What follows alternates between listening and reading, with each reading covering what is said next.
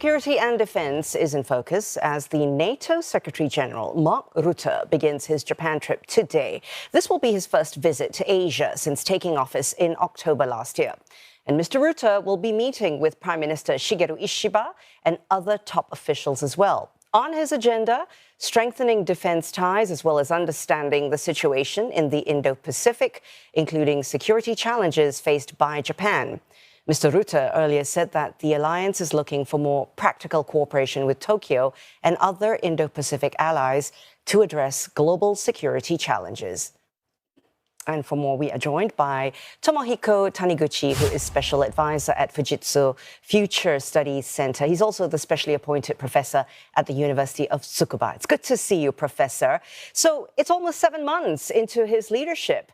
And Mark Rutte is now following up on what his predecessor Jens Stoltenberg started, that is, the deeper engagement with the Indo-Pacific Four. Just how significant is this visit of his?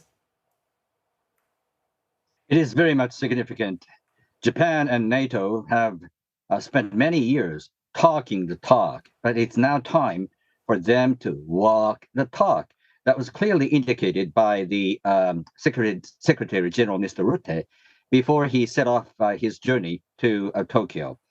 NATO has 4 reach-out nations, Australia, Japan, New Zealand, and the ROK.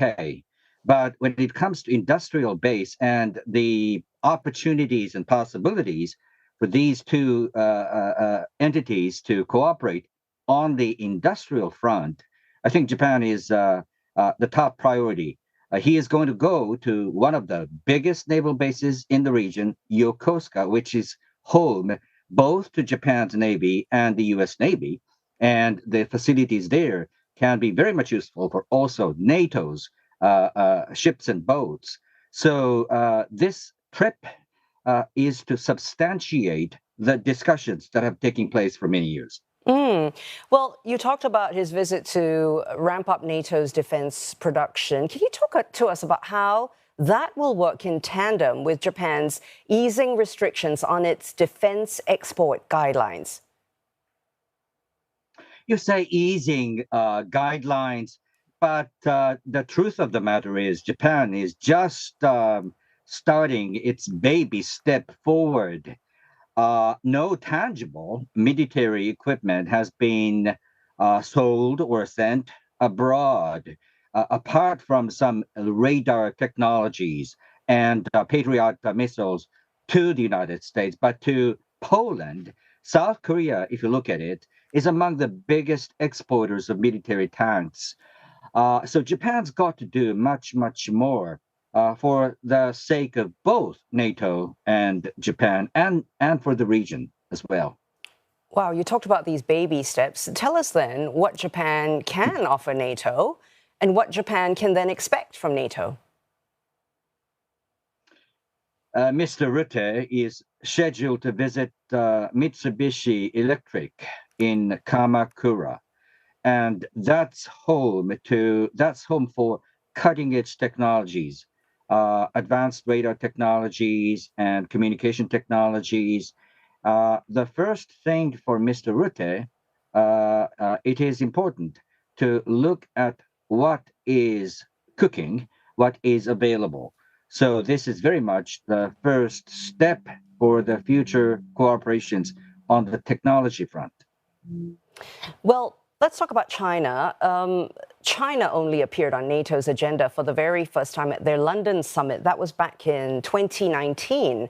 And now Mr. Rutte isn't mincing his words about China's military goals and ties with Moscow in a recent interview just before he took off for Japan. So there's a fine balance to play in bolstering NATO's defense without escalating tensions with China. What are the risks here, Professor? The risks are rampant when the world tends to become, less friendly to the United States for an obvious reason. That's a golden opportunity for China to take advantage of this mood. Indeed, Taiwan is encircled very much intensely by Chinese military assets now at this point.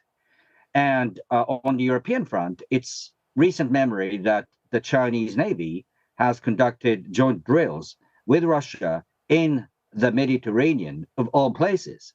So NATO is looking at China-Russia combination from the West, and Japan looking at the same from the East, but with much more sense of urgency.